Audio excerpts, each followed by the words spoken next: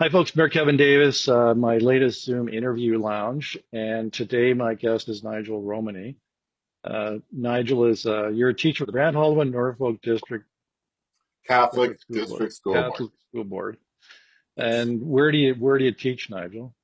Currently at Christ the King School. I have a really nice grade 7A class. Yeah, my job is to get them ready for high school. Yeah. And you actually you were born here in Brantford and you grew up here in Brantford. Yeah, I grew up in Brantford, so I'm a lifelong resident. So you're here today. Thank you very much for coming in. I've done kind of a series for Black History Month. And we've not yet heard from someone who has your perspective, which is having grown up in Brantford. So tell me, what was it like growing up in Brantford as a Black person? Well, interestingly enough, I was aware that I was different, but I really wasn't treated that differently. A lot of it maybe because I worked very hard at fitting in.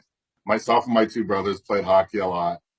And in Brantford, we knew we were the only one of the two Black families playing hockey. So we just thought that was the norm. We're just like any other kids. Growing up, though, I made sure I didn't follow any of the stereotypes of the what we would see on TV with the what's happening in good times. Right, And right, yeah. didn't have the afros. I had a decent haircut, had a flat top at one point. So I didn't do the break dance and didn't do the jive talking. We just grew up normal.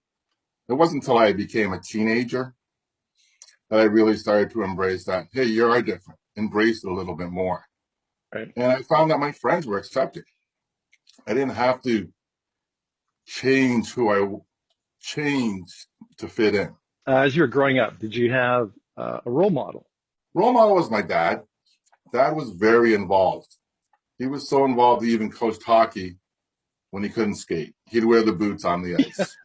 So community service was just inbred in the family culture. He was a teacher as well. So I just, I mean, it took me a couple of years to follow in his footsteps, but I always knew that he was respected in the community and he respected others as well. I can still recall people saying, "Oh, your dad was the best teacher ever," 40 years later. So I know he did something right. But that's who I looked up to because I didn't have anybody else to look up to. I didn't see any other Black people in positions besides athletes. We didn't have the internet. So I had Michael Jordan on TV.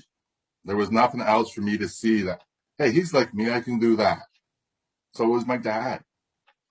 And I was fortunate dad was a professional, a well-respected professional in the community. Dad went through things So did so he that I have didn't any have ever to go give you through it. any did he ever give you any advice or have any conversations with you about that? The one piece of advice Dad gave me was in my early 20s. I was working in Toronto. Used to wear a suit every day, but we had the casual days.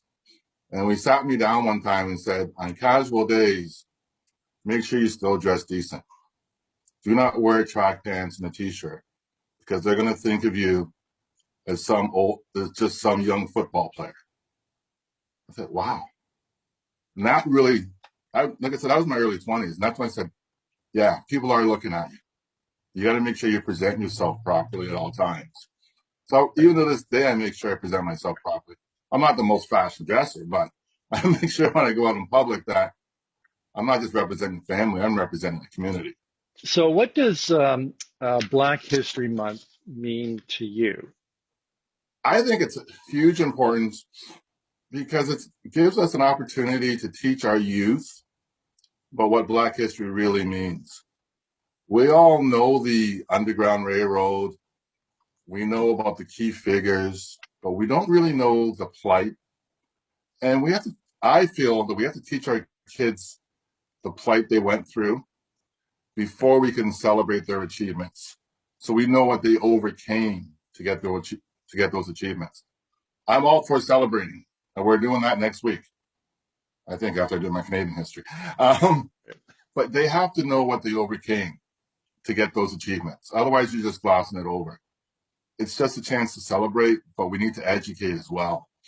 We need to educate why we're celebrating, so people know the roots, because the kids are the ones going to be making the change, and we need to teach the kids that at a young age, so they know They can't change things if they don't know what the change is meant to be.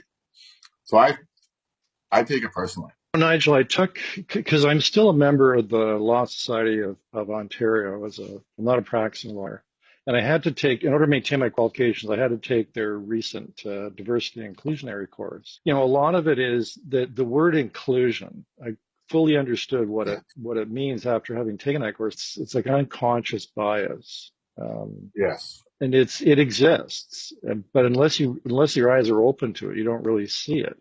All those informal networking, the opportunities that are given to people to advance in their career, that you're making sure that you're being inclusionary and you're not doing this sort of Absolutely. implicit exclusion just based on, feeling like birds of a feather flock together, kind of that expression. And you don't realize you have that bias until it's kind of brought home to you. That be Yeah. conscious of that, right? It's natural for us to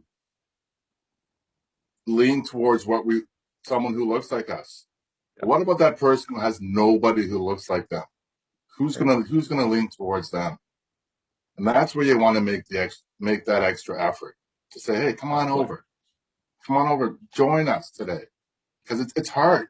Make them part of the group, and Exactly. it's not just Black history; it's everybody. It's an inclusion history. Exactly. And so, what advice would you give to future generations of Black children based on your own experiences and what you've come to know as a teacher? Well, I didn't set out to be a role model, but I'm in that role, so here we go. Um, my advice would be educate. Education is the key. Knowledge is power. Find out about your background, your own family background, your community, your culture, but do not be dependent upon someone else teaching you. Research it yourself. Couple facts is one, we can't cover it all, Right. but two, you owe it to yourself to know thyself. That's our board's thing. But once you know your background, you can then look at your opportunities, because there's so many opportunities out there for the young kids, whether it's female in the trades or visible minorities in the professions. Research your opportunities. See what you have out there. Secondly, this is probably the biggest, I'm not going to say regret, but things that I really want to emphasize to the kids today is be yourself. Don't Right. change who you are to fit in. It's much easier to fit in than it is to be yourself. We tell our kids there is no one else like you, so be you, but it's not always easy. Too often we keep quiet because we don't want people to not accept us Right. or repercussions. Don't afraid to be different, Right. but be different, be you, and you'll be accepted. That's probably the advice I would want to give to all kids today. Tell you what, Nigel, I really enjoyed talking to you. And anytime you want to come and talk about things that are important to our community, you just give me a call, and you don't have to come into the Zoom lounge to do that. Okay. And I look forward to meeting you in person. Yeah, me too.